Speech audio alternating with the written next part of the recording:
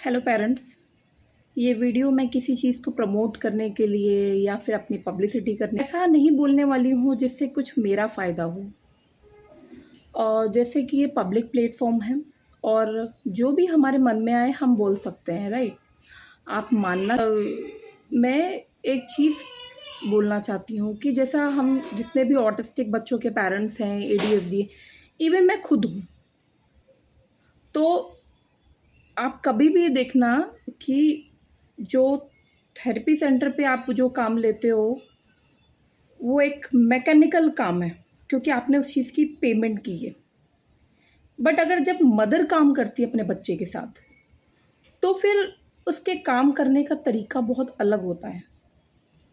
Although हम जितने भी ऑटिस्टिक पेरेंट्स हैं, हम सबको यही बोला जाता है कि काम करना है, लेकिन एक्सपेक्टेशन नहीं रखनी है।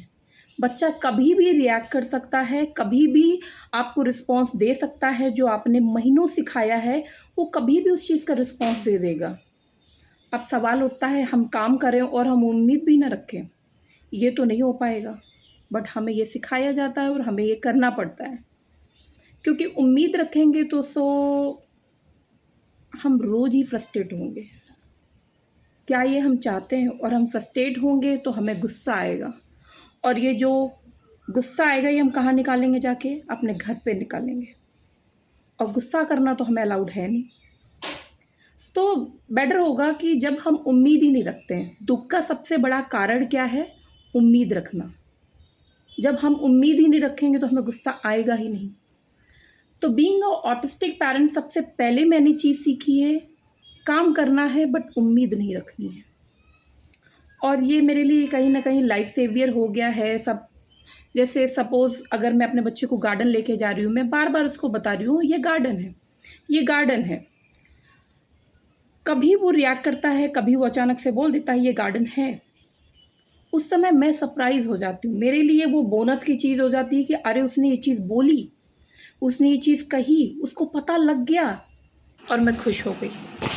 हम छोटी छोटी चीज़ों में खुश हो जाते हैं, राइट।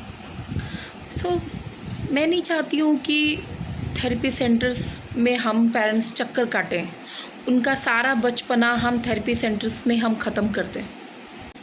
मैं खुद थेरेपी सेंटर चला रही हूँ, लेकिन मैं नहीं चाहती हूँ कि किसी बच्चे को इसकी ज़रूरत पड़े, because I am feeling the pain कि इन बच्चों में क्या फ्रस्ट्रेशन होता है कि वो उनके दिल की बात नहीं बता पा रहे हैं। So I am just here to help you, nothing else.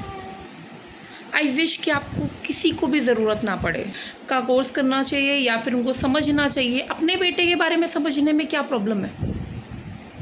Even as a mother अगर हमें समझ में आती तो हमें एंग्जाइटी नहीं होती कि ऐसे ये क्यों कर रहा है। हमें तुरंत पता चल गया मेरा बेटा शाउट कर रहा है, ओके अभी उसको ऑडिटरी स्टिमिंग हो रही है, ओके हमने तुरंत म्यूज़िक लगा दिए, कामिंग म्यूज़िक लगा दिए, ओके ठीक है। जैसे हमारा बेटा अगर बाइटिंग कर रहा है, हमने तुरंत उसको कैरेट दे दिया हाथ में। क्यों? क्योंकि हमें नॉलेज आ गई, इसलिए हमने काम करना शुरू कर दिया। नॉलेज नहीं आई तो हम थेरेपी सेंटर्स में चक्कर काट रहे हैं। मैं तो चाहती हूँ कि आप में से क्या मुझे भी कभी किसी की ज़रूरत ना पड़े, but somewhere as a typical person भी हमें ज़रूरत पड़ती है किसी एक की। जब हम फ्रस्ट्रेट होते हैं तो हमें भी एक फ्रेंड होता है जिससे हम अपनी बातें कहते हैं। जो हमें समझता है हम उसके पास ही क्यों जाते हैं? हर किसी से हम अपनी प्रॉब्लम्स क्यों नहीं कहते हैं? तो हमारे बच्चे को जो समझे हम उसके पास ही जा रहे हैं। मैं तो कहूँगी कि आप वीकली लो, होम प्लान लो, कोई ज़रूरत नहीं है रोज़। मेरी बात से अगर आप नहीं एग्री करते हो तो आप स्क्रॉल कर सकते हो, कोई बात नहीं, ठीक है। क्रिटिसाइज़ होने के लिए मैं रेडी हूँ, क्योंकि अगर आप कुछ पॉजिटिव देखेंगे तो कुछ क्रिटिसाइज़ करने वाले लोग भी देखेंगे। मैं पहले से रेडी थी, कोई बात नहीं।